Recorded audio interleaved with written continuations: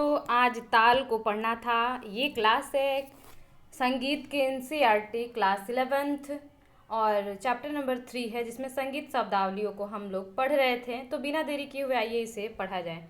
ताल शब्द की उत्पत्ति संस्कृत भाषा की तल धातु से हुई है, जिसे आधार और भीति भी कहा जाता है। इसलिए ताल की गणना संगीत के आधारभूत तत्वों में होती है। जिस प्रकार अनुशासन, सामाजिक नियमों और प्रतिबंधों का हमारे दैनिक जीवन में बहुत महत्व होता है, उसी तरह ताल का संगीत में महत्व होता है।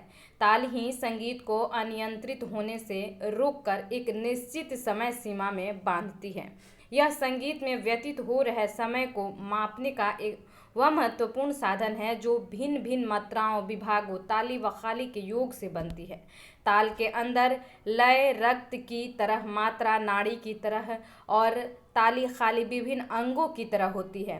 ताल के माध्यम से ही गायन, वादन और नर्तन की विभिन्न विधाओं की संगति की जाती है। समस्त सांगीतिक रचनाएं किसी न किसी ताल में निबद्ध होती हैं। परिभाषिक रूप से विभिन्न मात्राओं के समूह को ताल कहते हैं। संगीत में समय का माप ताल द्वारा किया जाता है। यह भी कहा जा सकता है कि संगीत में समय आधारित एक निश्चित ढांचे को ताल कहा जाता है। हिंदुस्तानी संगीत पद्धति में अनेक ताल की रचना की गई है।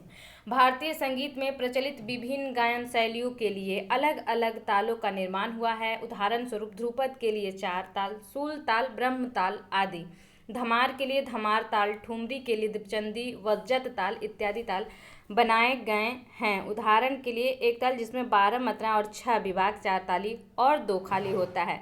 बोल भी दिया गया है, यहाँ पे आप खुद पढ़ सकते हैं। धिन धिन धागे तिरकिट तुन्ना कता, धागे तिरकिट धिन्ना, और चिन्ह भी दिया गया है।